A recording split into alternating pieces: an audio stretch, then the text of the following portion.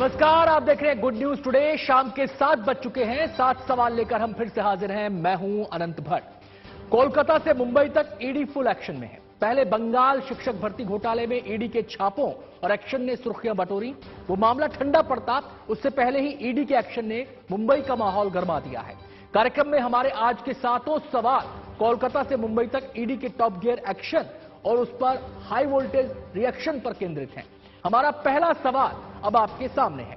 हमारा पहला सवाल है, संजय राउत की जांच कहां तक पहुंचेगी आज? जब कल ईडी ने संजय राउत के घर पर दस्तक दी थी, तभी साफ हो गया था कि राउत की मुश्किलें बढ़ने वाली हैं। पहले राउत से ईडी ने मैराथन पूछताछ की, उसके बाद देर रात गिरफ्तार कर लिया और आज कोर्ट ने राउत को ईडी की कस्टडी में भेज दिया।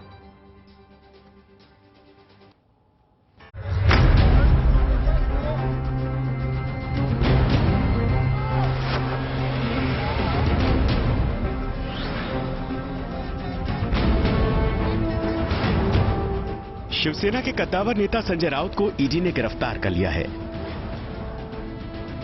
रविवार को आधी रात के वक्त ईडी ने संजय राउत को गिरफ्तार करने की घोषणा की।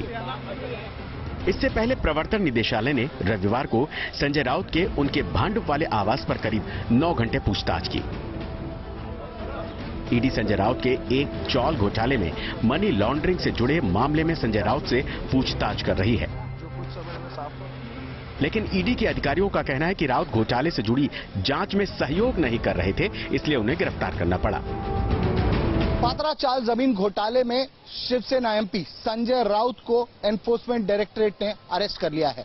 आपको बता दें कि कल करीब 9 घंटे उनके घर पर सर्च ऑपरेशन चलाया गया था। ईडी के अफसर सवेरे 7 बजे उनके घर पहुंचे थे। उसके बाद उन्हें ईडी के दफ्तर लाया गया। ईडी के दफ्तर उन्हें समन देकर बुलाया गया था। वहां पर करीब 5 से 6 घंटे पूछताछ करने के बाद आधी रात के बाद उन्हें अरेस्ट कर लिया गया। सोमवार को ईडी ने राउत को मेडिकल कराने के लिए जेजे अस्पताल भेजा। अस्पताल जाने के लिए जब वो ईडी दफ्तर से बाहर निकले तो हवा में दोनों हाथ उठाए। सड़क पर खड़े समर्थकों के तरफ हाथ हिलाते हुए ईडी की गाड़ी में बैठकर राउत अस्पताल गए। राउत ने गिरफ्तारी से पहले ट्वीट करके कहा कि वो बेगुनाह हैं, उनका किसी भी तरह के घोटाले में कोई हाथ नहीं। संजय राउत उद्धव ठाकरे परिवार के बेहद करीबी माने जाते हैं, इसीलिए राउत की गिरफ्तारी के बाद आज शिवसेना सुप्रीमो उद्धव ठाकरे राउत के घर पहुंचे और उनके परिवार को ढाढ़स बंधाया। उद्धव ने राउत की मां और परिवार के अन्य सदस्यों से मुलाकात की। उद्धव के साथ शिवसेना सांसद अरविंद सावंत भी मौजूद थे। मुझे संजय राउत पर अभिमान है और बाला साहब का असली सैनिक सिर्फ वो पिक्चर देखने के लिए ठीक है, पुष्पा झुकेगा नहीं, लेकिन ये झुका नहीं। जो झुकने वाले थे वो हमाम में चले गए और झुकने वाला कभी शिवसैनिक नहीं हो सकता। संजय राउत और ईडी का कार्रवाई को लेकर आज संसद के दोनों सदनों में भारी हंगामा हुआ, जिसकी वजह से थोड़ी देर के लिए दोनों सदनों की कार्रवाई को रोकना पड़ा।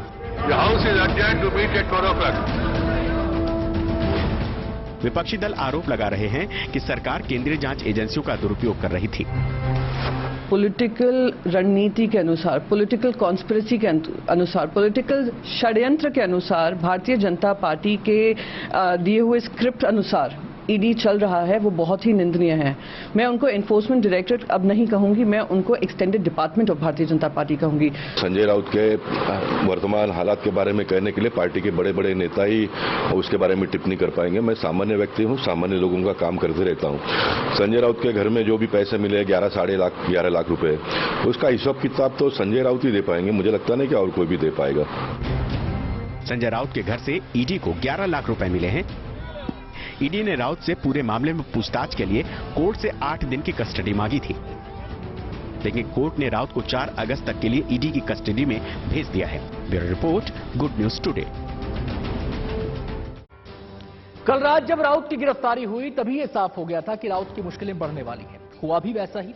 ईडी ने कोर्ट से 8 दिन का रिमांड मांगा। कोर्ट ने राउत को 4 अगस्त तक ईडी की कस्टडी में भेज दिया। हमारा दूसरा सवाल अब आपके सामने है और हमारा सवाल है, ईडी की पेशी में आज क्या हुआ? इस बारे में विस्तार से बता रहे हैं हमारी संवाददाता विद्या। इन आरोप प्रत्यारोप के बीच में अदालत ने देखा कि काफी सारी जो बातें इस पूरे मामले में हैं, वो सारी चीजें तो ऑलरेडी डॉक्यूमेंटेड हैं। यानी कि जो प्रवीण राउत है, उनकी कस्टडी, जुडिशियल कस्टडी में इस वक्त प्रवीण राउत है, और उनकी कस्टडी लेकर उनसे जांच पड़ताल करके चार्जशीट तक फाइल हो चुकी है इस पूरे मामले में। वहीं अगर संजय राउत और उनके परिवार का भी अगर जो जांच पड़ताल कर रही है, उसमें तो सब बैंक अकाउंट्स सारे क्लियर है, जो एनफोर्समेंट डायरेक्टरेट को आराम से मिल सकते हैं। तो अदालत का यही मानना था कि सिर्फ सारे डॉक्यूमेंट्स मिल सकते हैं आराम से, तो इसके लिए कस्टोडियल इंटरोगेशन की बहुत ज्यादा जरूरत नहीं है। हालांकि कस्टोडियल इंटरोगेशन देना इसलिए जरूरी है क्योंकि इन्वेस्टिगेशन जो है, जो बहुत ही अभी नासेंट स्टेज पे है, बहुत प्रिलिमिनरी स्टेज पे है, उसको आगे बढ़ने के लिए थोड़ी बहुत कस्टडी की जरूरत होती है। तो स्पेशल जज एमजी देशपांडे ने इन सारी चीजों को तोला, परखा और उसके बाद 3 तारीख यानी कि अगस्त 4 तक की कस्टडी दी है। ये 3 दिनों की कस्टडी में एनफोर्समेंट डायरेक्टरेट संजय राउत से लगातार पूछताछ करके उनसे जो जो सवाल हैं उनके मन में वो कर सकते। संजय जब से ईडी के रडार पर आए हैं, तब से ही पात्रा चाल जमीन घोटाले का मामला भी सुर्खियों में बना हुआ है। हालांकि इस मामले में संजय राउत इकलौता चेहरा नहीं है। हमारा तीसरा सवाल है, क्या है पात्रा चाल घोटाला जिसमें राउत की गिरफ्तारी हुई है? इस घोटाले की पूरी कहानी विस्तार से बता रहे हैं हमारे संवाददाता दिव्येश सिंह। गुरु आशीष कंस्ट्रक्शन को यह कॉन्ट्रैक्ट दिया कि वो 672 घर पात्रा चाल के जो किराएदार थे उनके लिए बनाए। इसके अलावा 3000 घर वो म्हाडा को बनाकर दे, और उसके बाद जो जमीन बच जाती है उस भूखंड में, वहां पर वो बिल्डिंग बनाए और उसे बेच सकते हैं। गुरु आशीष कंस्ट्रक्शन ने कोई बिल्डिंग नहीं बनाई, ना पात्रा चाल के किराएदारों के लिए, ना म्हाडा के लिए, ना किसी के लिए। और उसके अलावा उन्होंने इस जमीन का जो एफएसआई था वो 8 अन्य बिल्डर्स को 1034 करोड़ रुपए में बेच दिया। पात्रा चाल के किराएदारों को, म्हाडा को, महाराष्ट्र सरकार को इस तरीके से धोखा दिया गया। गुरु आशीष कंस्ट्रक्शन के डायरेक्टर थे राकेश वाधवान, सारंग वाधवान और प्रवीण राउत। प्रवीण राउत पूरा काम जो गुरु आशीष कंस्ट्रक्शन करती थी वो काम प्रवीण राउत ही देखा करते थे, और जो 1034 करोड़ रुपए मिले उसमें से 100 करोड़ रुपए प्रवीण राउत को मिले थे, वो उनके अकाउंट में आए थे। प्रवीण राउत ने उस 100 करोड़ में से 1 करोड़ 6 लाख रुपए संजय राउत और उनके पत्नी को डाइवर्ट किए थे। संजय राउत उद्धव ठाकरे परिवार के विश्वास पात्र हैं, लिहाजा उनकी गिरफ्तारी पर शिवसेना असहज है। हमारा चौथा सवाल अब आपके सामने है, राउत की गिरफ्तारी पर क्यों मचा है सियासी घमासान? राउत पर ईडी के एक्शन से सियासत का पारा हाई है। असर केवल सड़क पर ही नहीं दिख रहा, इस मामले की गूंज संसद में भी सुनाई दे रही है। लोकसभा और राज्यसभा दोनों ही सदनों में आज इस मसले पर खूब हंगामा हुआ।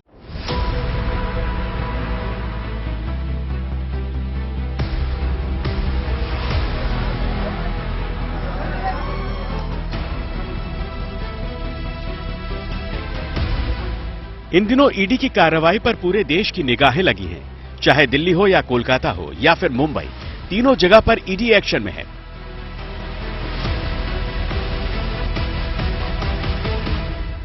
ये तीनों तस्वीरें भले ही देश के अलग अलग हिस्सों की तस्वीरें हैं, लेकिन जांच एजेंसी एक ही है। दिल्ली हो या मुंबई हो या फिर कोलकाता, सभी जगह ईडी के अधिकारी अलग अलग मामलों की जांच में जुटे हैं। दिल्ली में जहां ईडी के अधिकारी नेशनल हेराल्ड मामले में कुछ दिनों पहले सोनिया गांधी से पूछताछ कर रहे थे, वहीं दूसरी तरफ कोलकाता में ईडी अर्पिता के घर से मिले 50 करोड़ के नोट और शिक्षक भर्ती घोटाले की गुत्थी सुलझाने में जुटी है। वहीं मुंबई में ईडी उद्धव ठाकरे के भरोसेमंद संजय राउत की पात्रा चाल घोटाले की भूमिका की जांच कर रही है।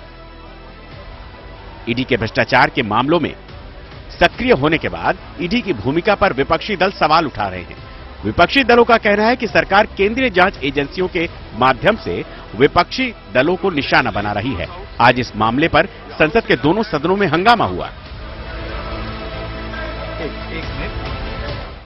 What do you have to say about the arrest of Mr. Sanjay Raut? Modi ji है तो मुमकिन है, वो जो जी चाहे कर सकते हैं, कर रहे भी, लेकिन 2024 पे people will tell the last word. ED को इन्होंने एक विपक्ष को परेशान करने का हथियार बना रखा है और पूरे देश में जहां जहां इनको सरकारों को गिराना है, जहां भी सरकारों को अस्थिर करना है, वहां ईडी के माध्यम से और अपनी जांच एजेंसियों के माध्यम से सरकार के ऊपर दबाव बनाते हैं। प्रस्ताव को सभा में विपक्ष और सत्ता पक्ष की जोर आजमाइश में इस बार मानसून सत्र की अधिकतर कार्रवाई हंगामे की भेंट ही चढ़ गई। हंगामे की वजह से सदन के जरूरी काम नहीं हो पा रहे हैं। लिहाजा सरकार की तरफ से इसके लिए विपक्षी दलों को दोषी ठहराया जा रहा है। ये लोग केवल हल्ला करने के लिए आते हैं, चर्चा करने में विश्वास नहीं रखते। अभी भी प्रश्न जनता से जुड़े हुए, देश से जुड़े हुए पूछे जा सकते थे, लेकिन प्रश्नकाल को भी चलने नहीं दिया गया। आखिरकार विपक्ष चाहता क्या है, देश की जनता भी ये जानना चाहती है। और बाकी जो विपक्ष के कुछ लोग हैं, जो दल हैं, वो चाहते हैं कि क्या गिनी चुनी पार्टियां सदन में अवरोध पैदा करके रोज सदन नहीं चलने देती, तो ऐसा कितनी देर तक चलेगा। नेशनल हेराल्ड मामले में गांधी परिवार से पूछताछ के विरोध में कांग्रेस पहले ही देशव्यापी प्रदर्शन करके उसे सियासी रंग देने की कोशिश कर चुकी है। अब जब शिवसेना के कद्दावर नेता संजय राउत भी ईडी के चंगुल में फंस गए हैं, लिहाजा देखना होगा कि शिवसेना इस मामले को किस तरह से हैंडल करती है।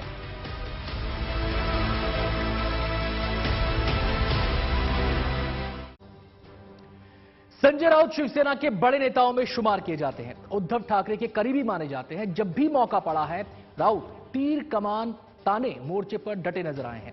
ऐसे में उनकी गिरफ्तारी के बाद सत्ता और विपक्ष आमने सामने है। हमारा पांचवां सवाल अब आपके सामने है, क्या राउत की गिरफ्तारी का महाराष्ट्र की सियासत पर असर पड़ेगा? इस बारे में विस्तार से बता रहे हैं हमारे संवाददाता ऋत्विक भालेकर। संजय राउत पर हुई कार्रवाई के बाद महाराष्ट्र की राजनीति भी पूरी तरह से गर्मा गई है। हमने देखा उद्धव ठाकरे पूर्ण समर्थन में उतरे और संजय राउत के परिवार को जाकर उन्होंने उनका हौसला अफजाई की, उनके साथ वो इस मुश्किल घड़ी में भी खड़े हैं ये बताने की कोशिश की। लेकिन सिर्फ शिवसेना से ही नहीं, बल्कि संजय राउत के पीछे अन्य पार्टियों के नेता भी खड़े होते दिख रहे हैं। दरअसल सारी ऑपोजिशन पार्टी जो बीजेपी के खिलाफ है, वो इस कार्रवाई के बाद एकजुट होते नजर आ रही है। कहीं ना कहीं संजय राउत पर हुई कार्रवाई बताया जा रहा है कि रीजनल पार्टीज को खत्म करने की एक साजिश है। खुद उद्धव ठाकरे ने यह बयान किया है। साथ ही साथ उद्धव ठाकरे ये भी कह रहे हैं कि बीजेपी नहीं चाहती कि कोई भी रीजनल पार्टी इस पूरे देश में बचे। ईडी केवल महाराष्ट्र ही नहीं बल्कि पश्चिम बंगाल में मनी लॉन्ड्रिंग के मामले की जांच कर रही है। बंगाल के शिक्षक भर्ती घोटाले में अभी तक करोड़ों का कैश बरामद हो चुका है। अब इस कैश को लेकर कई सवाल हवा में तैर रहे हैं। हमारा छठा सवाल आपके सामने है, अर्पिता के घर से मिला खजाना किसका है? जो कैश मिला है अर्पिता ने उसे पार्थ का बताया है, जबकि पार्थ इस पैसे से पल्ला झाड़ रहे हैं। जबकि ईडी सूत्रों का कहना है कि यह रकम शिक्षक भर्ती घोटाले से ही जुड़ी है।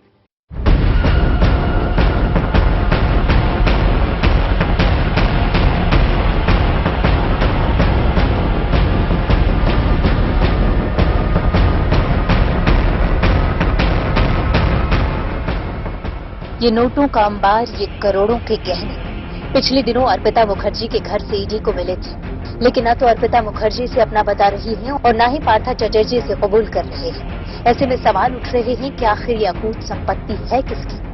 कल जब पार्था को मेडिकल चेकअप के लिए ले जाया जा रहा था तो उनसे इस बारे में सवाल पूछा गया, लेकिन पार्था चटर्जी ने नोटों को अपना बताने से साफ इनकार कर दिया। इतना ही नहीं, पार्था ने तो ईडी की पूरी कार्रवाई को ही साजिश बता दी।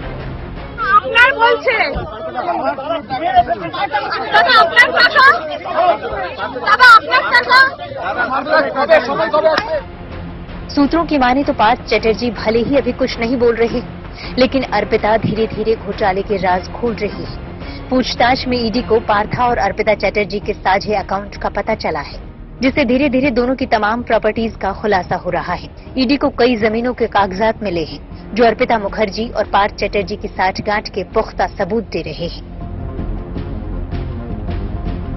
देखिए, आमने सामने की पूछताछ कई दफे हो चुकी है, कई किश्तों में की जा चुकी है और इसमें खास तौर पर जो अभी जो छापेमारी हो रही है या खास तौर पर जो ज्वाइंट अकाउंट साझा नाम पे जो खरीदे गए हैं उनके बारे में ब्यौरा मिल रहा है। हमें मालूम है जो बीरभूम में एक घर है ओपा नाम से, जिसे दोनों ने कई साल पहले खरीदा था, पार्थ चट्टोपाध्याय ने, दोनों के नाम पर है। इसी तरह के और जमीनों के कागजात भी मिले हैं जिनको मैच करने की कोशिश हो रही है। हालांकि पार्थ चट्टोपाध्याय फिलहाल कुछ नहीं बोल रहे हैं, लेकिन अर्पिता मुखर्जी से पूछताछ कर थोड़ा बहुत क्लू और एविडेंस इस वक्त ईडी को मिल रहा है, जिसे अब जब 3 तारीख को दोनों को कोर्ट में प्रोड्यूस किया जाएगा तो पूरा खुलासा किया जाएगा कि क्या क्या एविडेंस इनके खिलाफ, दोनों के खिलाफ ईडी को मिले हैं। जो इनमें से जो हमें जानकारी मिल रही है, कैश के अलावा कुछ ज्वाइंट प्रॉपर्टीज हैं, कुछ उनकी अपनी प्रॉपर्टीज है पार्थ चट्टोपाध्याय की, उसके बारे में भी ईडी को पता चला है और पूरा ब्यौरा तैयार किया जा रहा है।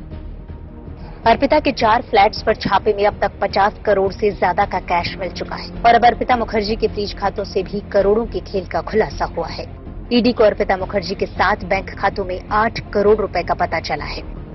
हमें जो जानकारी ईडी सूत्रों के हवाले से मिल रही है, कल उसके 7 अकाउंट, अर्पिता मुखर्जी के 7 अकाउंट फ्रीज किए गए थे ईडी की ओर से और उसमें छानबीन के बाद जो पता चल रहा है, ये ईडी सूत्रों से मिल रही जानकारी है कि लगभग 8 करोड़ रुपए के आसपास उसमें है, उसको भी इस वक्त सीज कर लिया गया है। तो इस हिसाब से अगर हम देखें तो 58 करोड़ से भी ज्यादा रुपए अब तक ईडी की तरफ से कैश 50 करोड़ के आसपास और 8 करोड़ अकाउंट में, तो ये फिलहाल रकम ईडी ने सीज की है इस पूरे मामले में। और ईडी ने अदालत में कहा था कि ये घोटाला लगभग 120 करोड़ का है, तो ऐसे में अभी भी 60-62 करोड़ रुपए ऐसे हैं जिनका पता लगाना, जिनके स्रोत का पता लगाना बाकी है। अगर ईडी के दावों को सही मान लिया जाए तो अब तक टीचर भर्ती घोटाले की आधी रकम ही सामने आई है। अब तक केंद्रीय जांच एजेंसी पार्थ चटर्जी से जुड़े करीब 17 ठिकानों पर छापेमारी कर चुकी है। अब आगे दर्जन भर ठिकानों पर छापे की तैयारी है। ईडी 3 अगस्त को दोनों को कोर्ट में पेश करेगी। माना जा रहा है कि पेशी की तारीख से पहले करोड़ों के इस घोटाले की कई और कड़ियां खुलेंगी। कोलकाता से अनुपम मिश्रा के साथ bureau report, Good News Today. इन दिनों एक और कैश कांड सुर्खियों में बना हुआ है। ये कैश मिला तो झारखंड के 3 विधायकों से है, लेकिन इसकी बरामदगी हुई है बंगाल से। इस मामले के सामने आने के बाद झारखंड में भी माहौल गरमाया हुआ है। हमारा 7वां और आखिरी सवाल अब आपके सामने है। सवाल है, कैश कांड के बाद झारखंड की सियासत में क्यों उबाल आया? जिन 3 विधायकों के पास से कैश मिला है वो तीनों कांग्रेस के हैं। कुल 49 लाख की रकम बरामद हुई है। कैश की जब्ती के बाद से बीजेपी कांग्रेस पर हमलावर है, तो कांग्रेस इसे बीजेपी के ऑपरेशन लोटस का हिस्सा बता रही है।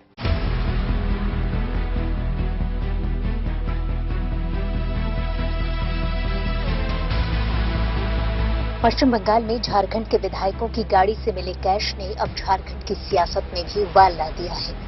नोटों की ये गड्डियां झारखंड के 3 कांग्रेस विधायकों की गाड़ी से मिली है। शनिवार को कांग्रेस के 3 विधायक इरफान अंसारी, राजेश कच्छप और नमन बिक्सल कोंगाड़ी को हावड़ा पुलिस ने 49 लाख कैश के साथ गिरफ्तार किया था। अब इन पैसों को लेकर कांग्रेस बीजेपी पर हमलावर है। कांग्रेस इसे बीजेपी के ऑपरेशन लोटस का हिस्सा बता रही है और आरोप लगा रही है कि बीजेपी झारखंड में हेमंत सोरेन सरकार को गिराने की कोशिश कर रही है। कुछ लोगों को मजबूर किया जाता है, कुछ लोगों को लालच दी जाती है, कुछ लोगों को कुछ पद और अन्य अधिकारियों का सपना दिखाया जाता है। तो इसके चलते हुए ये पहली नहीं है। आपने देखा मध्य प्रदेश में क्या हुआ, गोवा में क्या हुआ, कर्नाटक में क्या हुआ, अरुणाचल में क्या हुआ, मणिपुर में क्या हुआ, राजस्थान में क्या कोशिश उनने की। तो हर तरीके से उनकी कोशिश शुरू है। कांग्रेस बस आरोप ही नहीं लगा रही है, बल्कि झारखंड के बेरमो से कांग्रेस विधायक अनूप सिंह ने बाकायदा रांची के अरगोड़ा थाने में एक एफआईआर दर्ज कराई है, जिसमें कहा गया है कि पकड़े गए विधायक उन्हें गुवाहाटी चलने और असम के सीएम हिमंता बिस्वा शर्मा से मिलने की पेशकश कर रहे थे। उन्हें 10 करोड़ कैश और मंत्री पद का ऑफर भी दिया गया था। हमारे विधायक अनूप सिंह जी ने शिकायत की है थाने में। उसे ये प्रतीत होता है कि सभी विधायकों से भारतीय जनता पार्टी के नेता संपर्क कर रहे थे और कुछ विधायकों को उन्होंने ट्रैप करने का भी कोशिश किया है। हम समझते हैं कि इससे घिनौनी हरकत कोई नहीं हो सकती है। कांग्रेस की एफआईआर पर बीजेपी ने पलटवार किया है। बीजेपी का कहना है कि कांग्रेस के पास किसी बात का कोई सबूत नहीं है। ऐसे में बिना किसी आधार के बीजेपी के टॉप लीडर्स का नाम एफआईआर में देकर कांग्रेस ने गलती की है। बीजेपी कांग्रेस पर मानहानि का मुकदमा करेगी। एफआईआर दर्ज करके बड़े बड़े आरोप लगाए हैं। उसने आसाम के मुख्यमंत्री का भी नाम लिया है, तो इसके बाद मानहानि का मुकदमा तो उन पर बनता ही है, क्योंकि उनके खिलाफ उन्होंने कोई सबूत नहीं दिया। कब मुलाकात हुई, कैसे मुलाकात हुई, क्या उन्होंने सच में जयमंगल सिंह से टेलीफोन से कांटेक्ट किया, किसी चीज का इसमें जिक्र नहीं है। यहां तक कि विधायकों ने जयमंगल सिंह से किस नंबर पर कांटेक्ट किया, इसका भी जिक्र नहीं है। उसके बाद भी उन्होंने एफआईआर करके असम के मुख्यमंत्री और भाजपा के टॉप लीडरशिप का नाम घसीटने की कोशिश की। ये बहुत ही घृणित प्रयास और इसका जवाब तो उन्हें मिलेगा। तमाम सियासत के बीच फिलहाल कांग्रेस ने अपने विधायकों को पार्टी से निलंबित कर दिया है। वहीं अब इस मामले की जांच हावड़ा पुलिस के हाथ से पश्चिम बंगाल सीआईडी ने ले ली है। गिरफ्तार विधायकों को 10 दिन के पुलिस रिमांड में भेज दिया गया है।